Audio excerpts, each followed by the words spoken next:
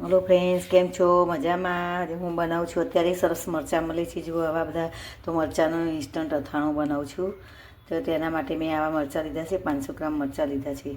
તેને હું આટલા ધોઈને મેં સમાર્યા. હવે હું બીજા સમારી અને પછી હું બતાવું આગળ રીત. હલો ફ્રેન્ડ્સ, કેમ છો? મજામાં? આજે હું બનાવું છું ઇન્સ્ટન્ટ અથાણું મરચાંનું. તેમાં મેં મરચાંને સરસ ધોઈ લૂસી અને મરચાં સમારી લીધા છે. આવી રીતે નાના નાના કટકા કરવાના. હવે તેમાં હું હળદર અને મીઠું નાખી અને થોડી વાર 5-10 મિનિટ 15 મિનિટ રહેવા દેવાનું. એટલે બધું મરચાંની તીખા, આ મરચાં તીખા નથી, થોડા મોળા અને થોડા તીખા એવા મીડિયમ છે.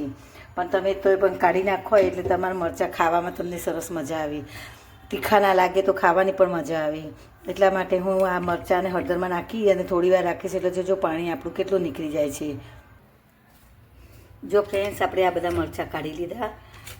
બધી મેથી થોડુંક જ પાણી નીકળ્યું, વધારે નથી નીકળ્યું. આપણે વધારે નથી રાખ્યા. એટલી જો આપણે અડધો દિવસ સુધી રાખીએ, સવારે કર્યા હોય ને આપણે સાંજે કરવાના હોય તો પાણી વધારે નીકળે. પછી એ મરચાં પોચા પડી જાય છે, એટલે ભાવે નહીં ખાવામાં. પણ આ રીતે સરસ લાગે છે. 15-20 મિનિટ રાખો એટલે મસ્ત લાગે છે. હવે હું રહી, વરિયાળી અને જીરું આ બધું હું શેકી ચાલુ કરી દીધો છે.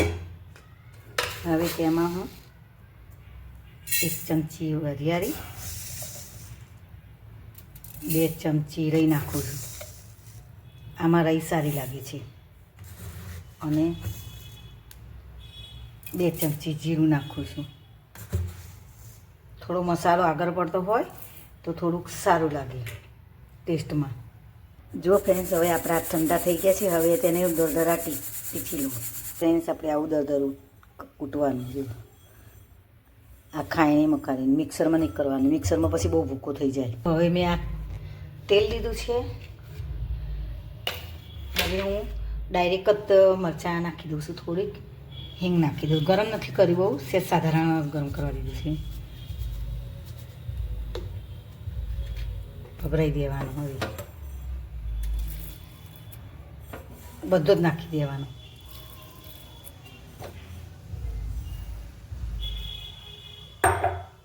અલગ કરીએ, એમાં થોડું મીઠું નાખ્યા, કારણ કે આપણે મીઠું નાખેલું છે અમે. અને હવે હું તેમાં આમચૂર પાવડર થોડું નાખું.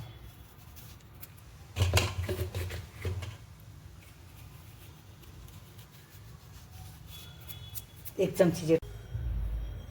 જુઓ ફ્રેન્ડ્સ, હવે હું આમાં મેં 2 લીંબુ નીચોયા છે. હવે હું આને હલાવી દઉં. આપણું અથાણું તૈયાર. મસ્ત લીંબ મરચાં લાગે છે આમાં તમે લાલ મરચું એટલે કાશ્મીરી લાલ મરચું તમે નાખી શકો. પણ લીલા મરચાં જે છે, લીલા મરચાં તો ટેસ્ટ માટે ને દેખાવા માટે તો રહેવા જોઈએ, એટલે મેં નથી નાખ્યું. બાકી અમુક વખત ઘણા બધા નાખતા હોય છે. પણ હું આ રીતે જ બનાવું છું. મારા ઘરમાં આ રીતે ભાવે છે, એટલે હું આ રીતે બનાવું છું. પણ જો કે મસ્ત બનશે, સરસ થઈ જશે. એટલે તમે એક દિવસ રવા દેશો એટલે સરસ મસ્ત બની જશે મરચાં. તો આપણા મરચાં તૈયાર છે. જુઓ ફ્રેન્ડ્સ, તો આપણા મરચાં છે તૈયાર. આપણું અથાણું તૈયાર થઈ ગયું. આમાં કશો જ મસાલો કરવાનો નથી. અને આ મરચાં તમે 2-3 મહિના સુધી સલંગ તમે ખાઈ શકો છો. 3 મહિના સુધી સરસ રહેશે. બહાર પણ રહેશે અને ફ્રીજમાં પણ રહેશે. કારણ કે આ મરચાંમાં કશું આપણે નાખેલું નથી એટલે. અને લીંબુ નાખ્યું છે, એટલે લીંબુના હિસાબે મસ્ત સરસ બહાર જ રહેશે સરસ. અને આ એટલા સરસ ટેસ્ટી લાગે છે ને મરચાં, એ તમે પરાઠા, બાજરીના રોટલા, કોઈ બી તમે આઈટમની હંગાથી તમે આને મરચાંને તમે ખાઈ શકો છો. અમારા ઘરમાં મરચાં વધારે વપરાય છે, એટલે હું લીલા મરચાં, લાલ મરચાં, લસણ આ બધું અમારા ઘરમાં વધારે વપરાય છે, એટલે હું આનો ઉપયોગ વધારે કરું છું. તમે પણ આ રીતે બનાવશો તો તમારે પણ સરસ થશે.